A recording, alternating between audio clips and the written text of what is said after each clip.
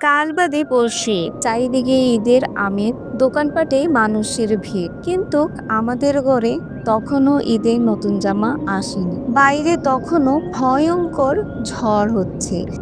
আমি এখানে কতগুলো ডিম জমিয়েছি, তুমি যাও এই ডিমগুলো বিক্রি করে এসব ঘরের জন্য কিছু বাজার আর বাচ্চাদের জন্য কিছু তারাবাতি আর নতুন জামা কিনে আন। বাহিরে এত ঝড় হচ্ছে, আমি কিভাবে যাব? তুমি কি চাও বাচ্চারা অন্য বাচ্চাদের দেখে কান্নাকাটি করুক? আমি ঈদের দিন বাচ্চাদের কি খেতে দেব? ঠিক আছে, আমি এখনই যাচ্ছি, দেখি এই ডিমগুলো বাজারে বিক্রি করতে পারি কি। জানি না কত টাকা পাব। ঠিক আছে, তাড়াতাড়ি যাও আর বাচ্চাদের জন্য আসার সময় কিছু তারাবাতি নিয়ে আস।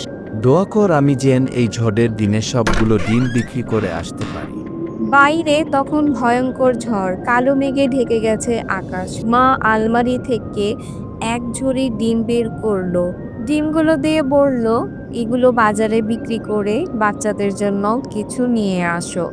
বাবাও চলে গেল। অনেকক্ষণ পরে ঘরে ফিরল বাবা। বাবা খুব ক্লান্ত, সে বাজার করে নিয়ে এসেছে। কি গো, তুমি কি বাচ্চাদের জন্য তারাবাতি আনোনি? এত ভারী ভাজা নিয়ে আমার পক্ষে রাস্তায় চলাফেরা করাটা সম্ভব ছিল না, তাই তাড়াতাড়ি বাসায় চলে এসেছি। কাল সকালে যাব বাচ্চাদের নিয়ে ওদের পছন্দের কেনাকাটা করতে।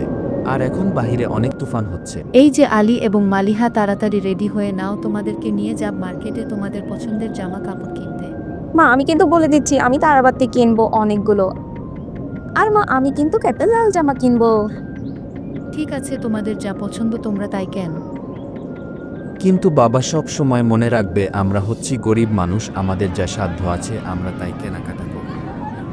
বাইরে প্রচুর তুফান হচ্ছে, কিন্তু বাবা মা আমাদের দুই ভাই বোনকে গাড়িতে বসিয়ে নিয়ে যাচ্ছে মার্কেটে কেনাকাটা করার জন্য। ঈদের দিনে সকালবেলা নতুন জামা কাপড় পরে আমি আর আমার ছোট বোন মালিহা দুজন মিলে পুরো বাড়িটাকে এভাবেই সাজিয়ে নিচ্ছিলাম। আর আমাদের বাবা আমাদেরকে এই পুরো বাড়ি সাজানোর জন্য সাহায্য করছিল। বাবা আমাদেরকে দেখিয়ে দিচ্ছিল কোন দিকে আমাদের রঙিন কাগজগুলো দিলে ভালো লাগবে। আর আমি চাইছিলাম আমার মনের মতন পুরো বাড়িটা সাজিয়ে নিতে। এই যে দেখো আলী, এই তারা বাড়তি এগুলো কিভাবে জ্বালাতে হয়। আমি যখন ছোট ছিলাম আমার বাবা আমাকে এইভাবে সাহায্য করত তারা বাতি জ্বালাতে। মালিহা, তুমি একটু সরে যাও, নয়তোবা তুমি ব্যথা পেতে পারো। এই তারাবাতি থেকে সাবধানে, তোমরা অবশ্যই খেলা করবে, নইলে বড় কোনো দুর্ঘটনা হতে পারে।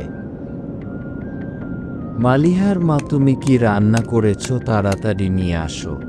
আমি তোমাদের জন্য আর চিকেন স্যুপ বানিয়েছি, গরম গরম তোমাদেরকে দেব। কালকে যদি ডিম না বিক্রি করতে, আজকে ঈদের দিন আমরা খেতে পেতাম না। হ্যাঁ বাবা, আজকে তো ঈদের দিনে চিকেন স্যুপ আর গরম গরম মোমো খেতে ভীষণ ভালো লাগবে। বাহিরে ঈদের আনন্দে উৎসবে মেতে উঠেছে পুরো শহর। সবাই মিলে ভীষণ আনন্দ করছে। আর এভাবেই আমরাও আমাদের ছোটবেলার ঈদগুলো পালন করতাম। ভিডিওতে লাইক আর চ্যানেলটা সাবস্ক্রাইব করুন।